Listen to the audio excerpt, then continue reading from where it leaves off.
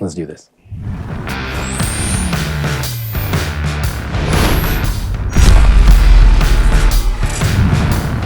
Hi, I'm Professor Jaq. Welcome to Generation Geek.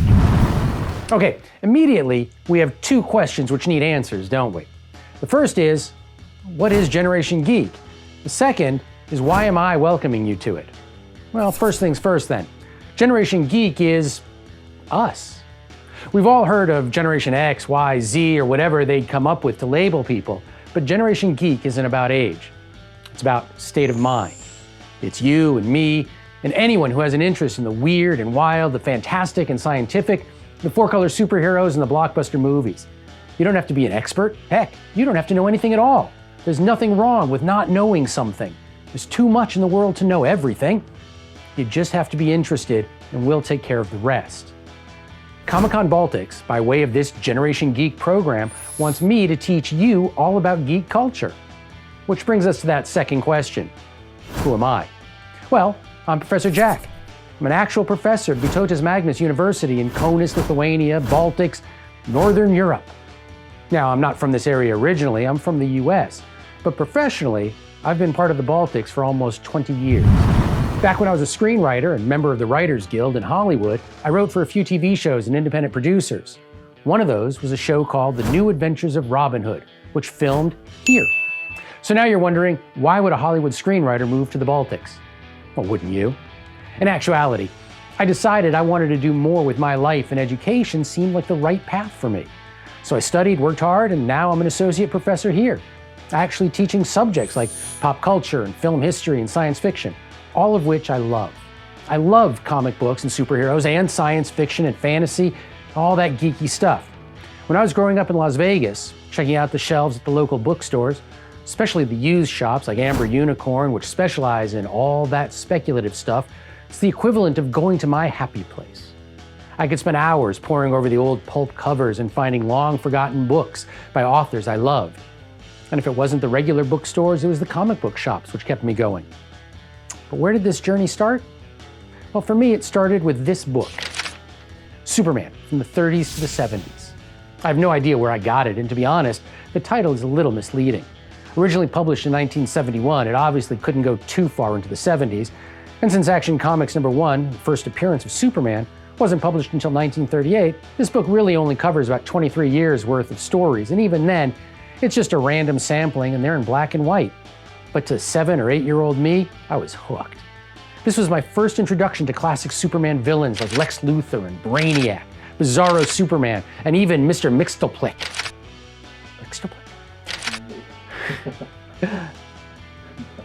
Even Mr. Mxyzptlk. I have no idea how to pronounce it. Yeah. Just who are you, little man? My name is Mxyzptlk. Mix what? Mxyzptlk. Mxyzptlk to you. And even Mr. Mxyzptlk, who could only be sent back to his home dimension by tricking him into saying his name backwards. I read my original copy of that book so many times, I completely wore out the cover, eventually replacing it with one of my own design made from salvaging what I could from the original. I'm sure there were other comics along the way, but the next one, which really had an impact, was Ghost Rider number 35. This was the first comic book I bought with my own money, and it really started my lifelong love of not only collecting comics and books, but also of riding motorcycles. After that first issue of Ghost Rider, I met my friend Aaron, who was also a science fiction and comic book geek. We met because we were both sitting in the back of the school bus, reading.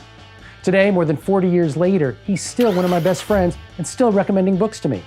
Back then, though, he introduced me to Tom and Mary at Friendly Neighborhood Comics, which just fed my growing fascination with the art form. And they all helped me complete my Ghost Rider collection, getting all the back issues, so today, I have a complete run. From there, once in my teens, I would make weekly treks across town to another shop, Page After Page Comics, run by Lynn Peterson, who introduced me to artists and writers, both in the pages of the books, as well as when they would come to make in-store appearances. He spurred my love of the graphic narrative outside of superheroes, as well as showing me the British comic magazine Warrior, where strips such as V for Vendetta and Axel Press Button first showed up. Now, I'd been a voracious reader ever since kindergarten, but beyond comic books, it took scholastic book fairs and middle school teachers like Christy Randall to show me the more complex science fiction novels. Sure, The fantastic had always been my interest. One of my early favorite books, beyond the teen mysteries of the Hardy Boys and the Three Investigators, was The Shark in Charlie's Window, a book I brought with me from America when I moved to Europe about 9 years ago. It's about a boy who, through accidental science, ends up with a pet shark who can fly. What's not to love, right? So, as a young teen, I found the worlds of the Dragon Riders of Pern by Anne McCaffrey, and suddenly the epics of fantasy were open to me. It's kind of easy to see how, with all this background, when Dungeons & Dragons made its early appearance, I became a fan and a player, preferring to spend my weekends with my friends rolling dice and slaying monsters, rather than pretty much anywhere else. The jump from all of these things, these building blocks of me, led me to shift from enjoying the stories of others to wanting to create them for myself. I would write D&D adventures for my friends, make up stories about aliens and dinosaurs, dragons and spaceships. So by the time I graduated from high school, it seemed pretty clear to me that I would become a writer, a storyteller, and so I moved to Hollywood with that goal in mind. There, I met professionals in the SF and fantasy fields, people like Stephen R. Boyette and Jesse Horsting, comic folks like Len Wein and Marv Wolfman, and many others. Of course, as you get older, other interests steal focus from childhood dreams. In science fiction, there's a quality we talk about, something known as Sensawonder. All one word, smashed together. It's more than the sum of its parts, more than just a sense of wonder. It's Sensawonder. That weird, wonderful, joyful, childlike excitement and enthusiasm we all first felt when we started on this journey into the worlds of the fantastic. Worlds that have become more acceptable today, things we call geeky. It's hard sometimes as we get older to keep that sense of wonder, to still get excited when you see your favorite hero on the big screen or read a comic book which transports you back and gets you all excited for next month's issue.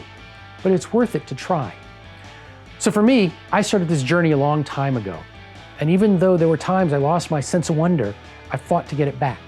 And along the way, kind of like Virgil took Dante through 9 circles of hell, I've had people who helped me and taught me and, well, guided me. This is why I named the names I did. All of these people were important to me to keep me on the path which led me here, which is Kaunas, Lithuania, my adopted country. I've been here for 8 years now and fallen in love with the landscape and the people, and I am so excited that comic books and geek culture are starting to become a thing. I'm also really excited that Con Baltics has taken this forward step of creating an inclusive space for everyone who is interested in being a geek, and that they asked me to be part of that educational process. My longtime dream has been to have a geek-centered coffee bar where we could all gather and have a community. Until then, this video format will have to do. So I don't know where you are on your journey. You might only know superheroes from the movies or fantasy because you've seen Harry Potter or Game of Thrones. You might spend hours under your covers with a flashlight reading books or just wondering what all this talk of comics really is. Doesn't matter. Wherever you are in your journey, I'd like to walk beside you for a little while. I'd like to be your guide to all things geeky and fun, show you all the good stuff and maybe a little peek down the dark side streets. Some of it may be old hat and some may be brand new to you. I'll be here to answer questions, point out the cool stuff, and talk about the controversies. Whatever you're looking for, I'd like to help you maintain, regain, or just explore your own sense of wonder.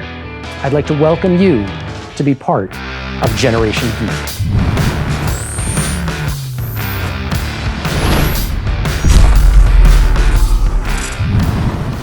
If you like what you just saw, remember to hit the subscribe button and click for notifications so that you'll know every time Generation Geek has a new video out. Also, don't forget to follow us on social media. We're there. And if you want to meet us in person, come check out Con Baltics this year. We'll see you there. And if you like my bow ties, handsome hobo neckwear, find them on Etsy.